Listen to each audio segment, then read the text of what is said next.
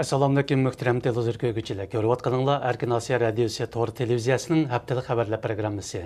Mazkur programmamizda mush bir hafta jarayonida radiomizda berilgan muhim xabarlarni takrorlab o'tamiz. Men Erkin. Men Gulchehra. Xitoy Qashqarda elib berilgan manevrning Sharqiy Turkiston kuchlariga qartilganligini bildirdi. Manevrga Xitoy, Qirg'iziston, Tojikistondan kelgan alayda saqchi qismlari qatnashgan. Manevr o'tgan juma kuni elib berilgan. Hong Kongdan chiqadigan Mingbao gazetida naql qilinishicha, Xitoyning muavin jamoat xavfsizlik ministri Min Hongwei bu qitimqi manevr navbatdagi terrorlikqa qarshi turish vaziyatini orqa ko'rinish qilgan. Bo'libmi, Sharq Turkiston kuchlarining O'rta Osiyo tarafdan Jungo territoriyasiga kirishining oldini olishni maqsad qilgan degan. Manevrga Tangritog 2 deb nom berilgan bo'lib, manevrga qanchalik askar qatnashganligi hozirgacha ma'lum emas. 4 may Almut viloyati Əmgəkçi Qazaq nayisining Qozog'iston yezisida Uyg'ur xalqining qahramon o'g'lani G'ini Baturni xotirlash murosimi o'tkazildi. Murosimni G'ini Batur ko'milgan mazkur yurtning jamoatchiligi uyushtirgan. Murosimga har qaysi joylardan kelgan yurt mo'tavarlari, ziyolilar, yoshlar, muxbirlar bo'lib 100 dan ortiq odam qatnashdi. Murosimda so'zga chiqqan Dunyo Uyg'ur qurultayining muavin raisi Siyosyon Qahramon G'o'janbardi qatorliqlar G'ini Baturning hayotiy faoliyati haqida to'xtaldi. Davagar Abdurahim Mollakning arzi to'liq hal bo'lib 67 ming yer va 400 ming yuan naqd pulga erishdi. Abdurahim aka Aqsuning 10 so'm aysidan bo'lib, u Xitoy ko'chmanlari tarafidan tortib olingan 220 ming terilg'u yer haqida da'vo qilib kelayotgan. U bu arzi uchun yaqinqi 5 yil ichida Beijingga 13 qitim borgan va 10 qitimga yaqin tutib ketilgan. Abdurahim akaning tutib ketilish jarayoni haqidagi xabarlar Birlashgan Davlatlar Tashkiloti Kishilik Huquq komitetining to'rbatlarida e'lon qilingan edi. Bu navbatlik Amerika-Xitoy strategiya va iqtisod dialogida suhbatga qatnashgan Amerika taraf amaldorlari Xitoydagi kishilik huquq masalasini tilga oldi. Dialog boshlanganda tunji bo'lib so'zga chiqqan Amerika Davlat ishlari ministri Hillary Clinton xonim Amerikaning kishilik huquq qimmat qarshida ching turdiganligini alayda eskartdi.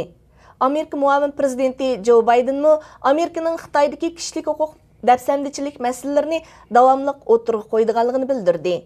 Aqsaray e'lon qilgan bayonotga qaraganda Prezident Obama Xitoy muavin bosh ministri Wang Qishin va Xitoy diplomati Dai Bingguo qatorliqlar bilan uchrashganda kishilik huquq masalasidagi maydonini ifodalagan. 9 may dushanba kuni Amerika poytaxti Washingtonda boshlangan 3-navbatlik Amerika-Xitoy strategiya va iqtisod dialogi 2 kun davomlashgandan keyin seshanba kuni oyoqlashdi. Amerika Davlat ishlar ministri Hillary Clinton xonim Atlantik gazetining ziyoratini qabul qilib, Xitoy yaqindan buyon elib berayotgan bostirishning bir ahmoqonlik ekanligini bildirgan.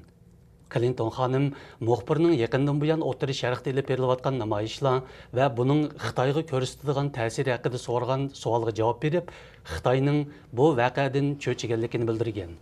U mundaq degan: "Ular qo'rqdi, hamda ular tarixni to'xtatmoqchi bo'layotdi. Bu bir ahmoqonlik bo'lib, bunda qilish asli mumkin emas. Ularning tarixni to'xtatishiga qurbi yetmaydi, lekin ular kuchining boricha kayniga tortadi."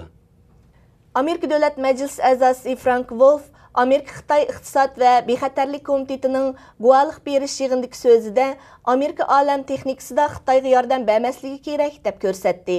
Frank Wolf Xitoyning olam qatnashi texnikasini tez suratda taraqqiy qildirayotganligi, bu qurilishning Xitoy ozodlik armiyasining qo'lida ekanligi va Xitoyning Uyg'ur qatorliq millatlarga qarata ziyonkashlik siyosati yurgizayotganligini ko'rsatdi.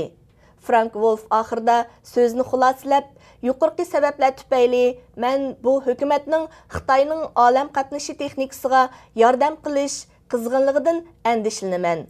Amerika-Xitoy ozodlik armiyasining olam qatnashi texnikasiga yordam bermasligi kerak dedi.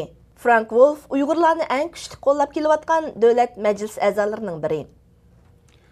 Birlashgan Davlatlar Tashkilotining 4-navbatlik taraqqiy qilayotgan davlatlar yig'inida Uyg'ur masalasi tilga olindi.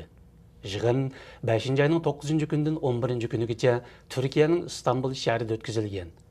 Bu yig'inga 48 davlatdan vakil qatnashgan bo'lib, yig'inda dunyodagi nomrodlik masalasini qanday hal qilish haqida muzokara olib berilgan.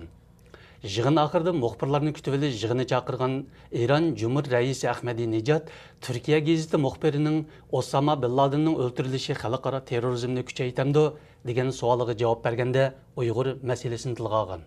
u javobida terrorlik adolatsizlik tuzumdan kelib chiqadi.